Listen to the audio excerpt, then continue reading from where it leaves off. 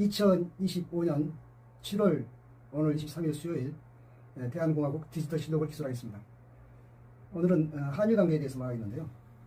일본이 이번에 그 참고연 선거를 했는데 물론 자민당 그 여당이 많이 참패했는데 또 한 가지 안 좋은 현상은 그 일본에서 혐한 그 풍조 그것이 아주 극치를 달하는 그러니까 극우파죠. 뭐 참정당인가 그런 정당이 있는데 그게 14석이나 얻었다고 그래요. 그러니까 아주 그 우리나라로 말하면 아스팔트 세력인데 우리 아스팔트 세력은 한 석도 못 얻었죠. 그 일본도 그 정당이 지난번에 한 석인가 얻었었다고 합니다. 근데 이번에 14석까지 얻었다고 그래요. 그러니까 이제 대처를 이렇습니다. 한일 관계 때 우리나라 60, 70대 또 일본의 60, 70대들이 갖고 있는 생각은 그 옛날 생각 그대로죠. 옛날 한일 관계 생각. 그러니까는 그 일본이 뭐든지 우월하고 그 다음에 일본 기술이 뛰어나고 그 소니라든가 이런 거에 대해서 폭 빠졌던 저도 그 중에 하나였지만 실제로 그때 아날로그 시대 때 일본이 선진국이었으니까요. 기술 선진국이었고 또는 모든 것이 우리가 베끼고 또 우리가 그 흉내낼 수밖에 없었던 때라고 해서 그런 시기였었죠.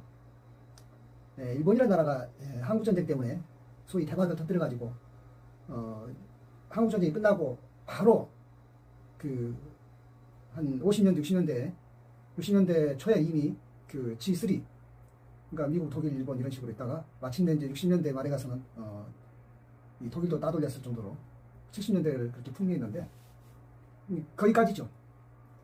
80년대 말에 이제 프라자 합의를 해서 이제 미국의 그 말하자면은 미운털을 박혀가지고 90년대, 2010년대, 20년대를 잃어버린 30년을 보내고 있는데 이제 제가 하고자 하는 이야기 뭐냐? 우리 60, 70대들이 또는 일본의 60, 70대들이 그것을 모르고 있다는 거죠. 저는 이제 역사를 공부하는 사가이기 때문에 역사적 관점을 봐도 그렇습니다. 우리가 역사를 배울 때 그랬거든요. 그러니까 일본 이야기를 그대로 우리가 배운 거예요. 마치 한국사인 것처럼. 그래서 한국에는 후석기가 없다. 신석기는 있는데 그 다음에 청동기가 없다. 금속 병용기다. 그리고 철기로 넘어왔다. 이렇게 배웠거든요. 이제 그게 그러니까 뭐냐면은 일본 역사였어요. 일본 역사였는데 강점기 때 그 일본 역사를 그 우리 이제 그 당시 일제 강점기 때 우리 한국인 그 사학자들이 배워가지고 그대로 우리한테 가르친 거죠. 근데 지금은 그렇게 안 가르치죠. 그래서 아마 50대 우리나라도 50대 이하는 제대로 알고 있을 거예요. 물론 이제 구석기도 있고 신석기도 있고 청동기도 있고 철기도 있어요. 다 그대로 있단 말이에요. 일본은 그것이 없죠. 일본은 구석기가 없어요. 신석기가 있고 그 다음에 청동기 철기가 따로 있는 게 아니라 청동기 철기가 우리 하반으로부터 동시에 건너갔기 때문에 그 청동기는 그 따로 없이 그래서 그걸 금속 병용기라고 해요. 왜 그러냐면은 왜 철기 이전에 청동기를 그들은 금속 병용기라고 불렀냐면 그래갖고 한반도 역사가 그렇게 날져 있는데 청동기는 원래 농기구로 쓸 수 없습니다. 왜냐면은 철기는 단단하니까 농기구로 쓰는데 청동기는 농기구로 못 쓴단 말이에요. 그러니까 청동기 시대 때도 농기구나 이런 것은 뭐냐면 석기예요.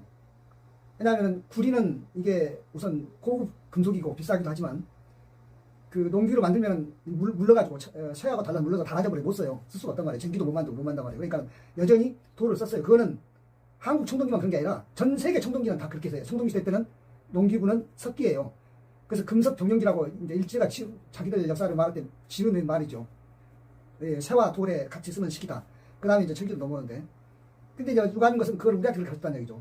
그리고 구석기도 일제 강점기 때 유적을 뭐 공주 석장이고 없었으려니와 그런데 못한 게 아니라 안 한 거죠. 왜 안 했냐? 일제 학자들은 일본 학자들은 하려고만 했으면 한국에서 구석기를 다 찾을 수 있었죠. 왜냐면 공주 석장이고 무슨 연천 어디 저 전곡이고 북한 쪽에 뭐 그 구석기 유적을 다 자기들이 찾고 자면 다 찾을 수 있었던 거죠. 그때도 있었고 나중에 있었다. 우리가 이제 해방 후에 우리 정부가 저한테 찾은 거 아닙니까? 그러니까 한국에 구석기 유적이 있어도 찾고 싶지 않았겠죠. 뭐 그러니까는 찾을 노력을 할 필요도 없는 거죠. 근데 그네들이 이제 그러니까 구석기 유적이 없는 것이 뭐 얼마나 열등감이 있었는지 하여튼 일본에서는 그 20세기 말에 구석기 유적을 어떤 역사학자가 조작하다가 그 뽀록 났잖아요. 세계적으로 망신한 거 아닙니까? 뭐 이렇게 묻어놨다가 나중에 발견했다 했는데 그 무슨 그 CCTV가 있어가지고 이렇게 그 묻는 장면이 들통나서 이게 망신을 샀는데 그런 나라예요. 그러니까 우리 구석기가 신석기고 청동기고 철기가 이게 이제 대부분 고조선 역사인데 그러니까 고조선 역사가 무슨 웅녀와 뭐 그 당군 할아버지가 결혼했다라는 무슨 전설 같은 이야기로만 끝난 거, 그것밖에 없는 거. 이게 이제 순전히 그 일본의 그런 날조에 이제 그 또 그렇게 배운 우리 한국인 사학자들도 그래서 마치 고조선 역사는 신화인 것처럼, 그리고 실제로는 존재하지 않는 것처럼 그렇게 했는데 그것이 안 됐다는 건 제가 지난번에도 이야기했고, 고조선 역사는 중개무역이 성했고, 단유세명님 같은 경우에는 지금 전자 제어 조작으로도 할 수 없는 그 원을 그린 청동골 뒤에다 원을 그렸는데 얼마나 그 원 사이가 좁은지, 그거를 지금 전자 제어도 그렇게 못한다는 거 아니에요. 그게 그렇게 원을 못 그린다는 거 아닙니까? 근데 그걸 도대체 그 고조선 그걸 어떻게 했냐 이거예요. 너무 그러니까 그 정도로 기술을 갖고 있다는 이야기는, 우리가 그러니까는 요새도 우리가 수출로 먹고 사는데 바로 그런 유전자가 우리나라 오늘날 세계 교역 규모 10위권 안에 들어가 있는, 그다음에 방산 5위 안에 들어가 있고, IT는 3강 안에 들어가 있는 이런 그 나라가 된 것이 사실은 우리가 고조선부터 그런 유전자가 있었다는 것을 알 수가 있고요.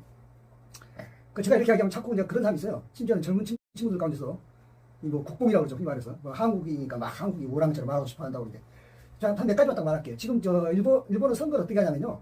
우리는 선거할 때 이렇게 찍잖아요. 동그란 걸로. 일본은 지금도 이름을 써요. 이시바 시게루 그러면 이시바 시게루라고 쓴단 말이에요. 그걸 한자로 쓰는데 획수가 틀리면 무효표예요. 선거를 그렇게 한단 말이에요. 일본이.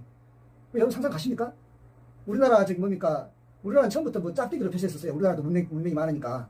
그 처음에 저기 제1공화국 때는. 근데 나중에는 이제 그 이름을 인쇄하고 그 밑에다가 이제 표시하잖아요. 붓등으로 찍잖아요. 일본은 그렇게 하는 게 아니라 쓴다는 거예요. 종이에다가 이름을. 그 이름을 쓰는데 그 저기 뭐야 획수가 틀리고 그러면 무효표가 된다는 거 아니에요. 그러겠죠. 뭐 틀리면 무효표라고 하겠죠. 그것도 대부분 일본 사람들이 한자로 쓰잖아요. 그 한자를. 그러니까 그것이 생각해보면 얼마나 우리하고 다른지. 그걸 바꿀 생각 안 한다는 거예요. 그 다음에 그 우리 지하철과 열차하고 전부 다 그냥 타잖아요. 다 우리는 디지털화가 됐기 때문에 좌석 예약이 전부 다 돼 있어가지고 빈 좌석만 검사하면 되는 거 아닙니까? 이 영무원이 검사할 때, 저기 승무원이 검사할 때. 근데 일본은 그게 아니에요. 그 옛날 개찰구 있죠? 그게 있는데 그걸 자랑해요. 그 한 대가 우리 하나라는 1억 대가 넘는 그런 기계인데 아주 뭐 저기 뭐야 무임수사 못하게 잘났다고 자랑한단 말이에요. 그네들이 우리 한국에 와봤어요. 와봤는데 한국에는 전부 다 그런 것이 없어졌잖아요. 그 생각이 한 대에 1억인데 도대체 한 대만 있는 게 필요한 게 아니라 역마다 도대체 몇 개예요. 역이 몇 개고. 일본은 우리가 역도 더 많잖아요. 그런데 그걸 만드는 업체가 있을 거 아니에요. 그걸 만드는 업체는 또 정치인들한테 또 흥분 낳고 그러니까 이게 없어질 수가 없죠. 계속 그거 써요. 우리처럼 디지털 하려고 하지 마요. 디지털 하기도 어렵기도 하고. 그 코로나 때 이제 제일 뽀록 났죠. 우리는 디지털화했고 그네들은 아날로그라서 무슨 뭐 그 연락을 주겠다는 거 아닙니까? 우편을 했다는 거 아니에요? 제일 빨라야 팩스라는 거 아닙니까? 우리는 팩스가 사라지고 우편이 살아있는 건 언젠데.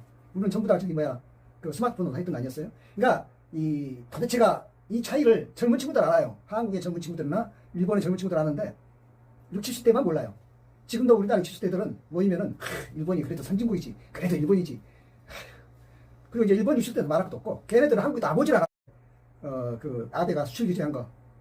그래가지고 소부장, 소재 부품 장비 이를 갖다 한국에다 수출을 안 해가지고서 우리가 처음에 확실히 놀았죠. 그렇죠? 그 지금 지내놓고 참 그것이 전화위복이 됐어요. 왜냐면은 계속 일본 소부장의 소재 부품 장비에 의존할 뻔했는데 그때 이후로 우리가 이제 그것을 완전히 자립한 거죠. 어떻게 보면은 그 2019년 일인데 2019년 이후로 우리는 어떻게 보면 그 경제적으로 예속을 벗어났다고 볼 수가 있어요. 그것도 아베가 그러니까 어떻게 보면 차라리 전화위복을 만들어준 거죠. 그래가지고 지금 이제 우리가 하는데, 그러니까 처음에는 일본이 그 모든 것이 뛰어나니까. 그러니까 화가가 그림을 그리려면 물감을 쓰면 돼도 일제밖에 안 따는. 사실 그래요. 소제품 장비는 일제를 따라갈 게 없어요. 그래서 처음에는 이제 막 뭐 화가들도 또는 뭐 저 미술학도들도 뭐 일본 거 일제만 그 저기 뭐야 물감도 쓰고 그랬는데, 그래서 자랑했죠. 그런데 이제 요새 알았다는 거 아니에요. 물감은 제일 비싸요. 일제가 좋으니까 제일 비싸죠. 근데 그 물감을 우리 한국인이 가지고 그림을 그려서 그림값이 더 얼마입니까? 물감이 비싸다 해도 그 그림값 같겠어요? 그 말이 무슨 말이냐면 이제 일본 사람들이 안다는 거 아니에요. 그것도 정신 찬 사람도 아는 거죠. 아, 자기들이 자랑하는 소부장이 자기들은 이만큼 얻어먹었는데 한국은 그놈을 갖다가 훨씬 더 키워가지고 완전히 그냥 금싸라기로 만들었구나. 그럼 결국은 자기들 소부장만 사주는 한국이 자기들이 제주는 뭐 한국이 제주는 놓고 자기들이 버는 줄 알았는데 거꾸로 된 거죠. 제주는 자기들이 넘었는데 그걸로 큰 부가가 주는 한국이라는 얘기예요. 재작년인가요? 저기 작년인가요? 저기 저 뭐야 저 윤석열이가 무슨 뭐 석유 동해안에서 난다고 사기꾼 한다 데려다 했던 거 있었죠. 그 석유 말이죠. 우리 석유 없다고 얼마나 늘 석유 있는 나라 부러워했어요. 근데 우리 한국의 석유 화학이 얼마나 앞섰습니까? 그러니까 석유를 그 원유로 파는 것은 껌값이에요. 그 석유 화학으로 훨씬 더 많은 부가가치를 만든 것이 한국이에요. 그러니까는 어떻게 보면 그 우리는 차라리 석유가 났으면 우리도 석유만 팔아먹고 말았을 것 같아요. 그래서 지금 중동처럼 살겠죠. 그런데 그것이 아니라 그걸로 더 부가가치를 높이는 석유 화학을 했기 때문에 우리가 더, 그래서 석유 화학은 우리 한국에 석유 한다고도 안 하지만 석유 화학은 한국의 석유 화학이 얼마나 앞서냐 이거예요. 똑같은 거죠.